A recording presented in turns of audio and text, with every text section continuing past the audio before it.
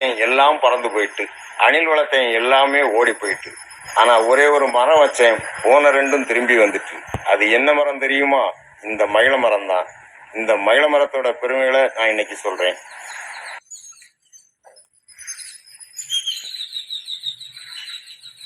இந்த மரம் அதிக குளிர்ச்சியா இருக்கிறதுனால என்னவோ பறவைகள் எப்பவுமே இந்த மரத்துல நிறைய இருக்குது.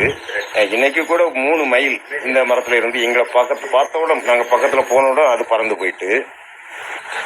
இந்த மரத்தை நெருங்க நெருங்க பறவைகளோட சத்தம் தான் அதிகரிச்சுட்டு இருக்கு. பறவைகளும் நிறைய பறந்து போயிட்டு தான் இருக்குது. இனி இந்த மரத்தை பத்தி தெரிஞ்சுவிடும்.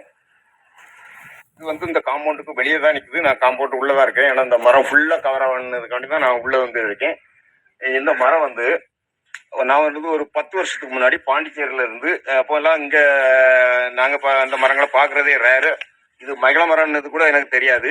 மரத்து மேல ரொம்ப எனக்கு ஆசை உண்டுனால இதனோட தாய் மரத்துக்கு கீழே தான் இந்த மரம் நின்றுச்சு. ஆனா அந்த மரம் ரொம்ப பெரிய தடியா இருந்துச்சு.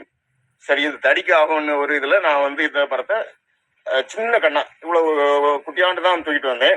தூக்கிட்டு வந்து நான் இங்க வச்சேன். கவர்ல எடுத்துட்டு வந்திருந்தேன், வச்சிருந்தேன். அதை காம்பவுண்ட் வால் பக்கத்திலே வச்சு தண்ணி ஊற்றி வளர்த்துட்டு பெருசா எடுத்து நான் வேற இடத்துல வைக்கணும்னுட்டு வச்சிருந்தேன். ஆனா அது சந்தர்ப்ப சூழ்நிலையில ஒரு 7-8 வருஷம் நாங்க வெளியூர் போயிட்டதுனால இதை கவனிக்க முடியல. அது அந்த இடத்துல இருந்தே காம்பவுண்ட் சுவர் பக்கத்திலேயே முளைச்சு பெருசாயிட்டு. இந்த மாதிரி இப்போ 10 வருஷம் ஆகுது. இவ்வளவு பெருசா ஆயிட்டு. இப்போ என்னன்னா இந்த காம்பவுண்ட் உள்ள நாங்க அதை கேட்டை திறந்துட்டு உள்ள வரும்போதே இதுல ஒரு 3 மைல் இந்த இடத்துல அப்படியே இந்த இதுல அப்படியே படுத்திருக்குது இந்த மரத்துல. அப்புறம் செம்போன்னு சொல்லுவாங்க, அந்த பறவை, அந்த 2-3 இப்படி பறவைகள் தான் இந்த இடத்துல இன்னைக்கு இதுல இருக்குது. இது மனுஷனுக்கு எவ்வளவு பயன்படுதோ அதே மாதிரிதான் அந்த பறவைகளுக்கும் பல்லுயிர்களுக்கும் இது ரொம்ப ஒரு பிடித்தமான மரம். இந்த மரம் ரொம்ப நான் இந்த ஆளு ஒரு மாதிரி ரொம்ப மோசமா இருக்குதுன்னுட்டு இதை கட் பண்ணி விட்டேன். இதை கட் பண்றதுக்கு ரொம்ப கஷ்டப்பட்டேன். அந்த அளவு இது ரொம்ப ஸ்ட்ராங்கான மரம், மகிழ மரம்.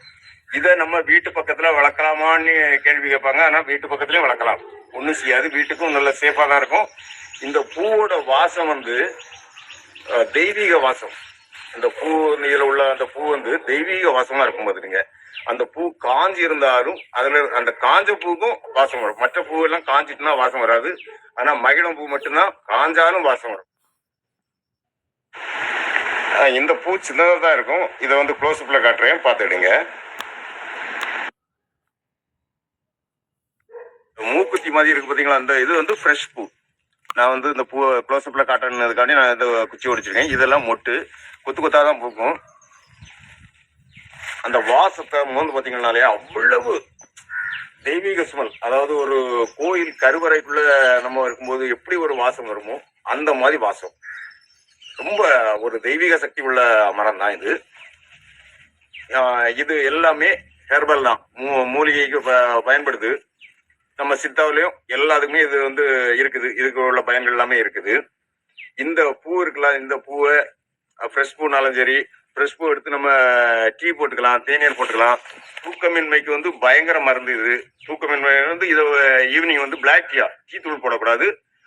டீ தூளுக்கு பதிலாக அந்த பூவை கொஞ்சம் ஒரு உள்ளங்கை அளவு காஞ்ச பூனாலும் சரி, எதுனாலுமே சரி, அதை நம்ம பொடிச்சு டீ தூள் போடாம கொஞ்சம் சுகர் தேவைக்கு போல சேர்த்துக்கிட்டு இதை போட்டு குடிச்சிட்டு படுத்தோம்னா ஒரு 10-20 நிமிஷத்துலேயே நமக்கு தூக்கம் ஆட்டோமேட்டிக்கா வந்துடும். மன அழுத்தம் உள்ளவங்களுக்கு எல்லாம் இது பயங்கர மருந்து. இந்த மாதிரி நீங்க அந்த டீ போட்டு குடிக்கலாம்.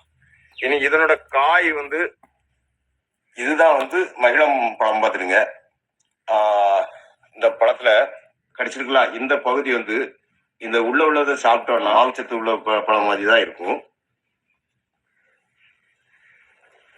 மகிழம்பு இலை எப்படி இருக்கு பாத்தீங்களா, மகிழ மரம் இலை இப்படி இருக்கும்.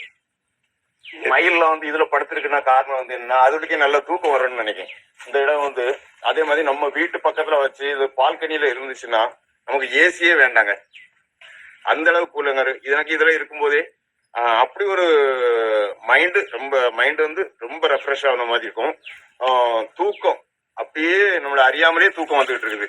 ஜில்லுன்னு இருக்குது. சிவபெருமானோட தலைவிருஷத்துலயும் ஒண்ணு. ஸ்லிம்மா இருக்கவங்க கொஞ்சம் சதை வைக்கணும்னு நினைச்சாங்கன்னா, கொஞ்சம் குண்டாவன்னு நினைச்சா இந்த பூவை ஜூஸ் மாதிரி வெந்நில நல்லா காய்ச்சி, அதாவது ஒரு ஒரு கப்பு பூ வேணும். அப்போ மரம் கொஞ்சம் பெரிய மரமாக இருக்கணும். இருந்தால் தான் அந்த ஒரு கப்பு பூவெல்லாம் கிடைக்கும். அந்த ஒரு கப்பு பூவை எடுத்து அதை தண்ணியை நல்லா சுண்ட காய்ச்சி அந்த தண்ணியை நம்ம குடிச்சோம்னா, அப்படி நீங்கள் எடுத்துக்கிட்டீங்கன்னா